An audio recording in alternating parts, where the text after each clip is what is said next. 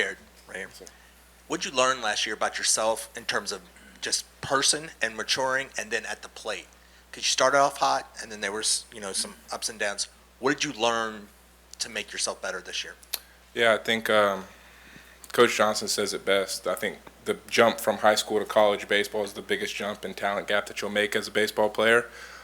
So it took a lot of time to adjust to get used to the speed of the game. It is true what they say that the game speeds up at the next level. For me, I just try to take it one day at a time. I learned how to handle my emotions better with the ups and downs throughout the year last year, and just trying to take that into this year.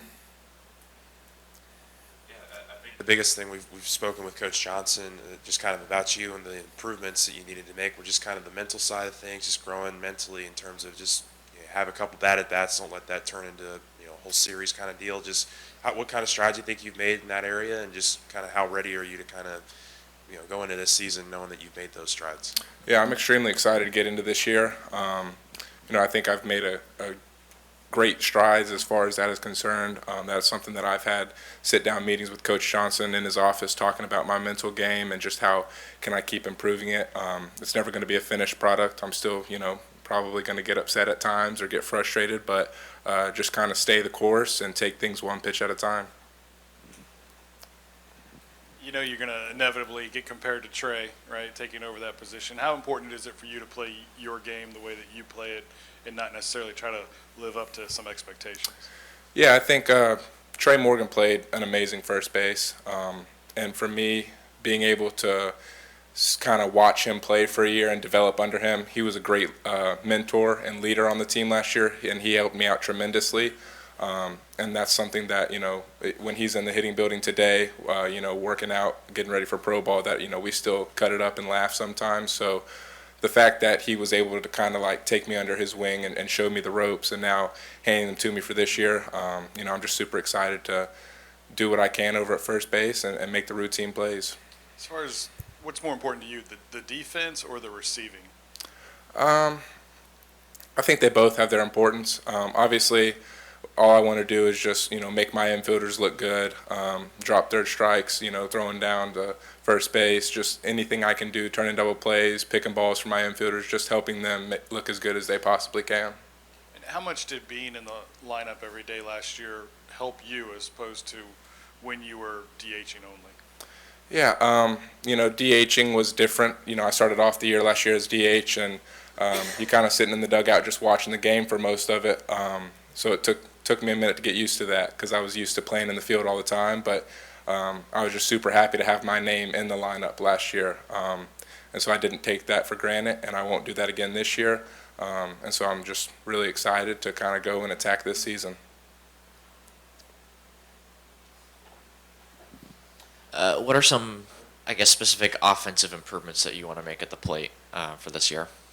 Yeah, I think the biggest thing for me is going to be strike zone discipline. Swinging at pitches that I know I can hit well, and kind of laying off everything else, especially early on in the count, just getting my pitch and doing damage with it.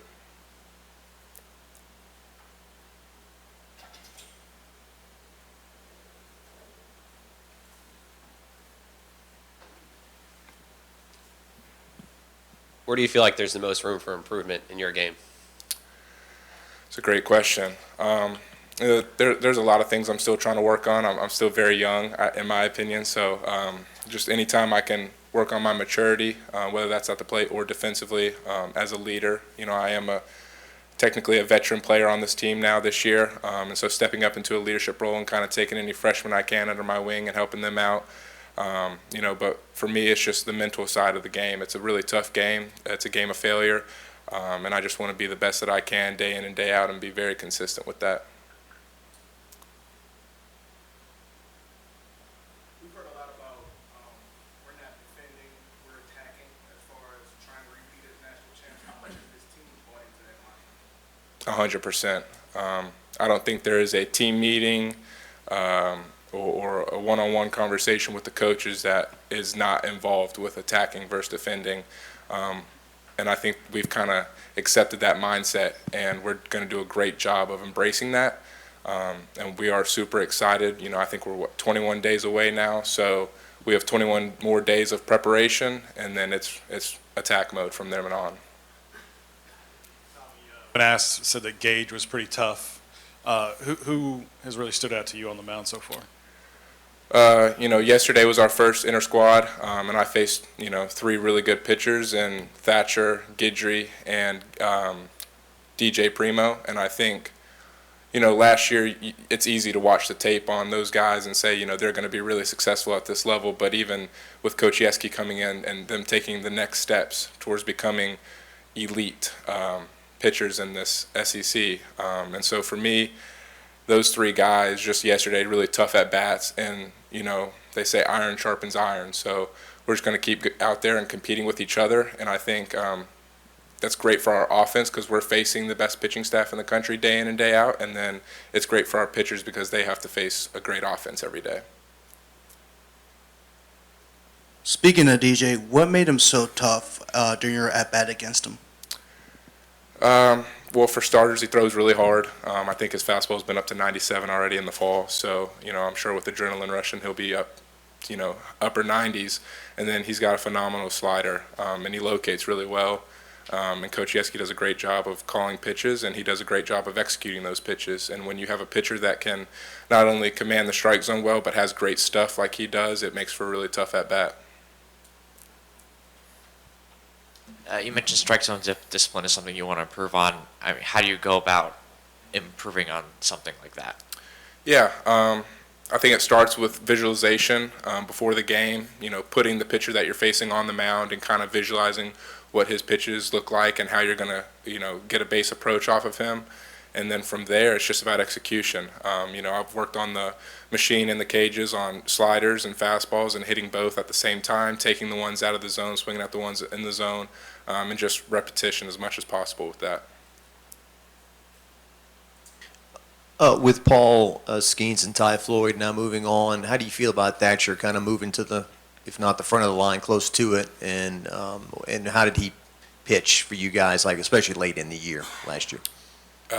There's no doubt in my mind that Thatcher Hurd will be a top 5 arm in the country this year.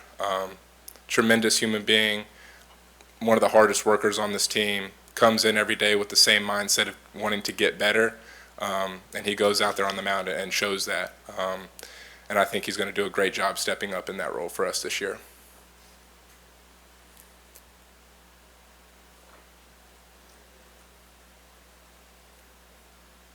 Good. Thank you. Thank you.